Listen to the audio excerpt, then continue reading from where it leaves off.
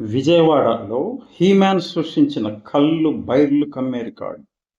విజయవాడ నగర సినీ చరిత్రలో వరుసగా విడుదలైన 18 కలర్ చిత్రాలు టాక్కు సంబంధం లేకుండా డైరెక్ట్ 50 రోజులు ప్రదర్శింపబడిన చిత్రాలు గల హీరోలు నలుగురే.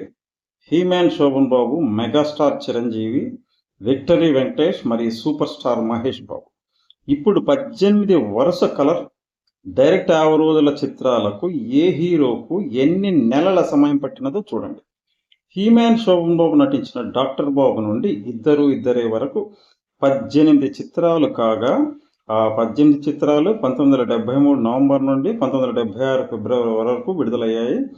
కేవలం 27 నెలల సమయం మాత్రమే పట్టినది. విక్టరీ వెంకటేష్ నటించిన ప్రేమించుకుందాంరా నుండి సంక్రాంతి వరకు 18 చిత్రాలు కాగా, ఆ చిత్రాలు 1997 మే నుండి ఫిబ్రవరి 2005 వరకు 94 నెలల సమయం పట్టినది.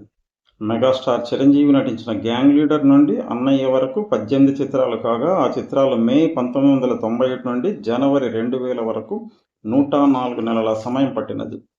సూపర్ స్టార్ మహేష్ బాబుకు కంచుకోట లాంటి విజయవాడలో రాజకుమారుడు నుండి సీతమ్మ వాకిట్లో సిరిమల్లె చెట్టు వరకు 18 చిత్రాలు కాగా, జూలై 1999 నుండి 2013 జనవరి వరకు 150 నెలల సమయం పట్టినది.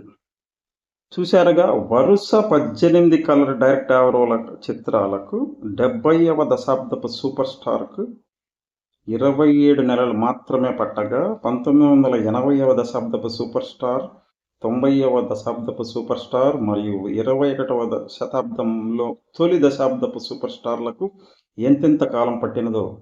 అందుకే హీమ్యాన్ రేంజే వేరు, హీమ్యాన్ రికార్డులే వేరు, హీమ్యాన్ కథే వేరు.